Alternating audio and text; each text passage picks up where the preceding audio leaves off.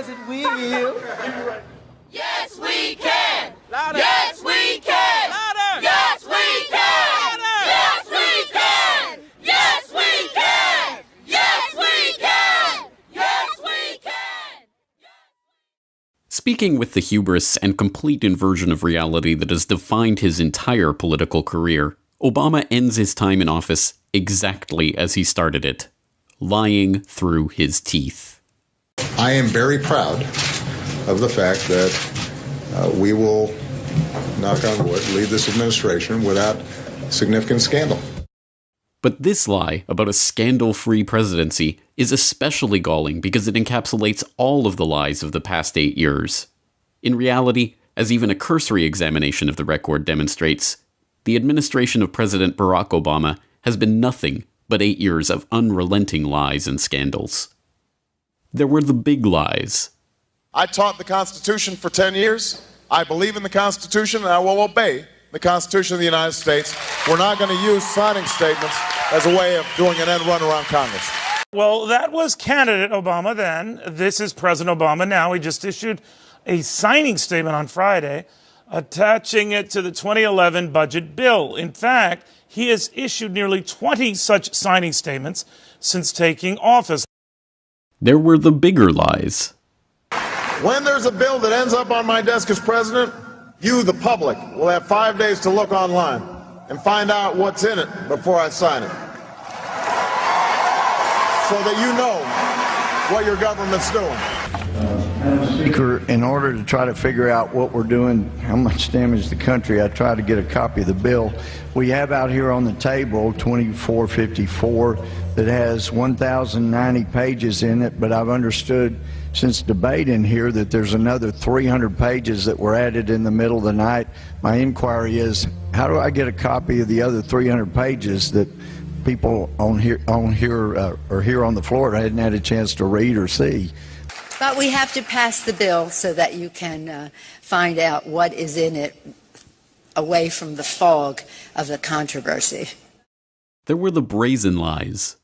You can keep your plan if you are satisfied with it. If you like the plan you have, you can keep it. If you like your plan and you like your doctor, you won't have to do a thing. You keep your plan. If you like your health care plan, you'll be able to keep your health care plan. If you've got health insurance, you can keep it.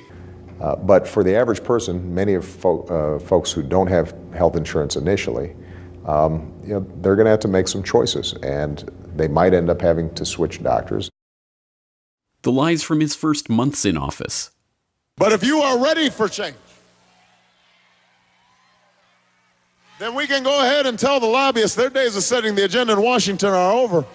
They have not funded my campaign, they will not run my White House, and they will not drown out the voices of the American people when I'm president of the United States of America. Just this weekend, the New York Times published a list of names, a rather long list of names of people who are working on Obama's transition team or who have accepted jobs in his White House, who are either former lobbyists or who have close ties to lobbyists. The lies from his first day in office. Let me say it as simply as I can. Transparency and the rule of law will be the touchstones of this presidency. This is the most transparent administration in history. Originally scheduled to be bestowed on the president in a publicly scheduled ceremony at the White House during Sunshine Week, that ceremony was canceled at the last moment, and the award, supposedly a token of praise for Obama's stated commitment to government openness, was itself bestowed on the president in a secret, off-the-record meeting to which the press was not invited. One of the other things we discovered on this Sunshine Week, in addition to not only are they exempting themselves from FOIA requests, but the Obama administration sets even a new record for denying and censoring government files. And the lies from before he was even in office. President, could you please react to the reports of secret government surveillance of phones and internets? And can you also assure Americans that the government, your government, doesn't have some massive secret database of all their personal online information and activities? Yeah. When I came into this office, I made two commitments that are more important than any commitment I make. Number one, to keep the American people safe. And number two, to uphold the Constitution.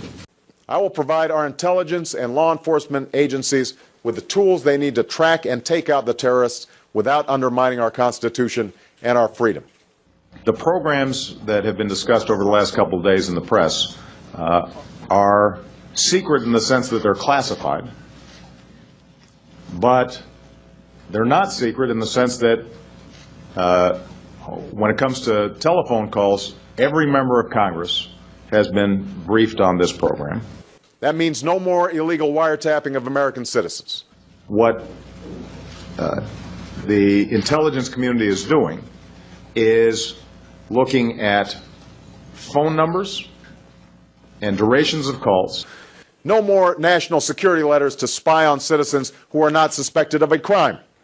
No more tracking citizens who do nothing more than protest a misguided war. What the intelligence community is doing is looking at phone numbers and durations of calls. No more ignoring the law when it is inconvenient, but by sifting through this so-called metadata, they may identify potential leads with respect to folks who might engage in terrorism. But despite the endless litany of broken promises that Obama has left in his wake, his most striking betrayals of the public's trust weren't lies at all.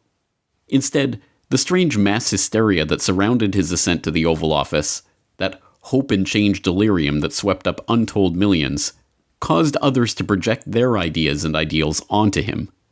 Suddenly he was being anointed as a man of peace before making a single, substantive action. God morgen, good morning. Den norske Nobelkomité har bestemt at Nobels fredspris for 2009 skal tildeles president Barack Obama for hans ekstraordinære innsats for å styrke internasjonalt diplomati og mellomfolkelig samarbeid. The Norwegian Nobel Committee has decided that the Nobel Peace Prize for 2009 is to be awarded to President Barack Obama for his extraordinary efforts to strengthen international diplomacy and cooperation between peoples. As farcical as that announcement seemed at the time, how much more galling does it seem now, after Peace Prize Obama has gone down in the history books as the first and only president in U.S. history to be at war every single day of his 8-year administration. Indeed, for people around the world, Obama will be defined by the wars of imperial aggression that he waged across 7 different theaters during his time in office. There was the war in Afghanistan, now the longest ever military engagement in the history of the United States. October 7th, 2016 marks the 15th anniversary of the invasion and occupation of Afghanistan by US-led NATO forces. 15 years since the bombs began raining down on the country. 15 years of drone strikes and civilian massacres, detainees and prison torture, insurgency and bombings, warlords and drug lords and CIA kickbacks. 15 years of death, 15 years of destruction. And still, like a decades-long nightmare, it continues. I'm announcing an additional adjustment to our posture. Instead of going down to 5,500 troops by the end of this year, the United States will maintain approximately 8,400 troops in Afghanistan into next year through the end of my administration. The narrow missions assigned to our forces will not change. They remain focused on supporting Afghan forces and going after terrorists. But maintaining our forces at this specific level, based on our assessment of the security conditions and the strength of Afghan forces, will allow us to continue to provide tailored support to help Afghan forces continue to improve. The war against Libya, undertaken without even congressional approval and waged under false pretenses. Fox News has revealed today that a bipartisan group of lawmakers headed by Representatives Dennis Kucinich and Walter Jones will be filing a federal lawsuit against the Obama administration addressing the constitutional and legal justifications for military action in Libya. The announcement comes a day after the release of House Speaker John Boehner's publicized warning to the president in the form of a letter urging Mr. Obama to provide an explanation for the continued engagement in the region and refusal to acknowledge the congressional role in military operations. We are staring not only into the maelstrom of war in Libya, the code of behavior we are establishing sets a precedent for the potential of ever more violent conflicts in Syria,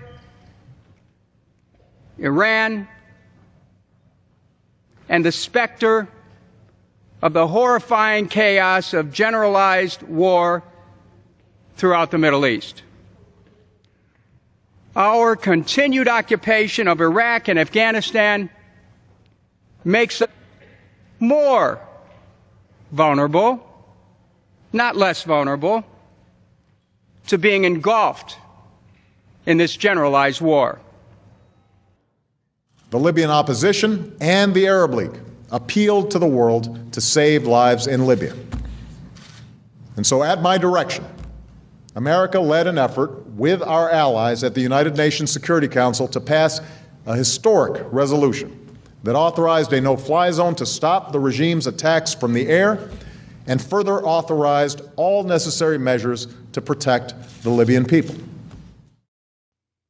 If this compassion for the plight of men and women in Libya was so heartfelt, why is it that you have heard nothing whatsoever about Libya in the last 2 years from the same politicians and talking heads who persuaded you that dropping bombs on the country was the only way to save it? Is it because the situation was resolved with the death of Gaddafi, and the virtuous Western-backed freedom fighters have established a happy, prosperous, functioning society of peace and happiness? Of course not. Libya is on the way to becoming a terrorist outpost for possible future attacks on Europe. The prospect has been raised by Libya's former prime minister, who came to power following the overthrow of the Gaddafi regime. He recently fled the country, where rival militias run rampant and are in de facto control of the state. You know how I feel about President Barack Obama, that he was a huge failure. We came to a turning point in 2009, and he failed to turn. He did everything the same George Bush would have did. His economic policy was the same. He codified George Bush's tax cuts and made them permanent. George Bush couldn't do that. He continued his foreign policy debacle. Continued it. We're still in Afghanistan, 15 straight years bombing in Afghanistan. Barack Obama, hey, 5 more years, we get a gold watch. So he's doing everything horrible wrong. And he is. And by the way, we would have had Romney care whether Barack Obama was elected or not, because the insurance companies and the pharmaceutical companies wanted it. That's why we got Obamacare. That's why. And we didn't get a public option, because his donors didn't want it. So, again, everything points to a big failure, Barack Obama. He had no vision, didn't know how to use the bully pulpit. He had no vision. What was his big ideas? What was his big idea after he did Romney Care? Romney Care. He didn't do single payer. He didn't do Medicare. He did Romney Care. And then he went and invaded Libya. And then he ramped up the war in Afghanistan. Then he went back into Iraq. Now we're bombed so much in Syria, we ran out of bombs. So, and by the way, Obamacare is going up 24% for everybody this year. Is their pay going up? Oh, that's right. There is no cost controls. So why do I bring up all this? Because Barack Obama puts the left to sleep to all the horrible policies that the government is implementing right now. The fact that we have no democracy, the fact that we live in an oligarchy, but even more so that we don't even have habeas corpus anymore, and that the government is now, we live in a surveillance state. Every email, every text, every phone call, the government has a record of it. That's not liberty. That's the opposite. And that's Barack Obama's doing. We don't have habeas corpus. They're torturing people who expose war crimes inside of our government. They don't prosecute the people who commit the war crimes. They prosecute the people. This is Barack Obama. They prosecute the people who expose them. So why do I bring all this up? Because hopefully now that Donnie Tynahan is president, we will stop turning our blind eye to horrible shit that Barack Obama's doing. For instance, Castro died, the leader of Cuba, and Barack Obama tweeted that out. He said, "We still have differences with the Cuban government that I will raise directly. America will always stand for human rights around the world." You run a torture facility and in their fucking country. You literally run a torture facility in their fucking country, and you got this guy's the balls on this guy because he knows the words. He doesn't know the actions. He knows the words. You really, you always stand for human rights around the world, just not in your own fucking country, you mean? Like in North Dakota, or to Occupy Wall Street, or Eric Garner, or any of the criminals on Wall Street that never got prosecuted, or the people who committed war crimes that you said we tortured some folks, but you didn't prosecute any of them. So now Donnie Tynahan's is hiring a CIA guy who says he wants to do more waterboarding because of you. Look at this. The balls of this guy. The ball, and guess what? Everybody on the left, they don't say a goddamn thing about it. They all go, I love that guy. Oh, I miss Barack Obama. Because you miss a guy who says nice things and does the opposite. That's what Barack Obama is. He says nice things. He's running a guy, like he doesn't even have the awareness of, wait a minute, we still run a torture facility in Cuba. You know why we run Guantanamo Bay? Do you know why we do that? Because the shit we're doing in Guantanamo Bay, it would be illegal if we did it inside the United States because of our Constitution. So we have to do it in someone else's country where our Constitution doesn't apply. And Barack Obama tweets that. The guy is the opposite of what you think he is. He's a tool. He is a wolf in sheep's clothing. He is the continuation of Bush's policies. Every goddamn good thing he did, we would have fucking did anyway. Oh, really, Jimmy? Really? You think that we were... Yes! He did 3 more wars. By the way, he just started bombing Somalia and Yemen. Just started... This guy's a warmonger beyond... Again, if Bush did the shit he did, people would be screaming.